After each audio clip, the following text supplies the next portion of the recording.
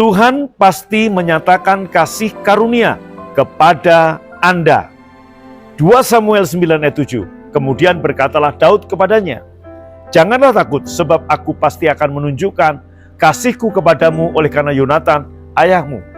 Aku akan mengembalikan kepadamu segala ladang Saul kakekmu, dan engkau akan tetap terus-menerus makan sehidangan dengan aku. Saat orang-orang di dalam istana mendengar bahwa Raja Saul dan Yonatan putranya mati di medan peperangan, mereka panik. Mereka takut bahwa Daud akan datang untuk merampas tahta dan membunuh semua anak laki-laki dan cucu Saul. Maka mereka melarikan diri untuk menyelamatkan nyawa mereka. Seorang pengasuh mengambil Mephiboset, anak Yonatan, dan lari. Tapi saat ia sedang melarikan diri, anak laki-laki berusia 5 tahun itu terjatuh dan kedua kakinya menjadi timpang. Anak malang tersebut tidak akan timpang jika saja mereka mengetahui bahwa Daud sebenarnya mengasihi Yonatan dan Saul, dan pasti akan merawat anak Yonatan karena Daud telah mengikat perjanjian dengan Yonatan seperti tertulis dalam 1 Samuel 18 ayat 3. Dalam kisah ini Raja Saul menggambarkan seluruh umat manusia.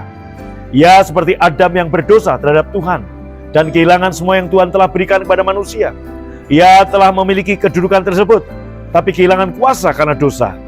Yonatan, sesudah Saul, menggambarkan Yesus yang datang sebagai seorang manusia. Yonatan gak sama dengan Saul, ia baik.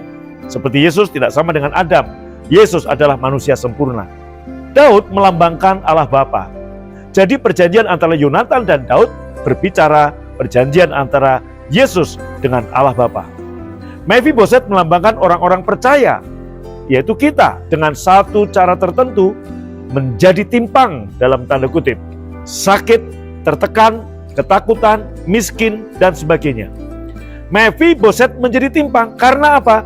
Karena kabar buruk yang didasarkan pada berita yang salah, kepada kepercayaan yang salah, kepada kebohongan yang mengatakan bahwa Daud akan marah dan membunuh anak-anak dari Saul, anak cucu Saul.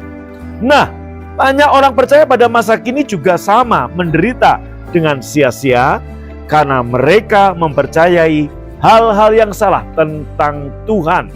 Mereka berpikir dosaku telah diketahui, Tuhan sedang memburuku. Ya, saya mempunyai kabar baik bagi semua Mephiboset yang sedang mengalami ketimpangan dalam kesehatan, ketimpangan dalam keuangan, ketimpangan dalam keluarga, dalam pekerjaan, dalam bisnis, dalam kehidupan saudara. Dengar, Daud tidak sedang memburu Mephiboset. Tuhan sedang tidak memburu kehidupan Anda. Daud mencari Mephiboset, Allah mencari saudara, dengan maksud memperlihatkan kemurahan kasih karunia-Nya kepada Mephiboset. Untuk apa? Memelihara dan mengembalikan kepada Mephiboset tanah milik Saul, kakeknya. Bahkan jika Anda merasa seperti anak bungsu yang durhaka, saya punya kabar baik.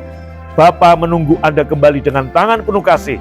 Pengampunan dan pemulihannya terjadi untuk Anda. Allah tidak sedang memburu dan menjatuhkan hukuman untuk Anda. Tuhan mengetahui semua dosa-dosa Anda dan Dia tetap sangat mengasihi Anda.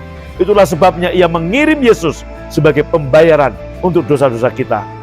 Dan karena perjanjian antara Yesus dengan Allah Bapa, Ia berkata kepada kita, janganlah takut. Aku pasti akan memperlihatkan kemurahanku kepadamu. Aku akan mengembalikan semua kepadamu. Dan engkau akan selalu makan terus-menerus sehidangan dengan aku. Tidak akan pernah mengalami kelaparan. Renungkan ini. Tuhan tidak sedang memburu Anda, tapi sedang mencari Anda untuk memperlihatkan kasih karunia dan kemurahannya kepada Anda.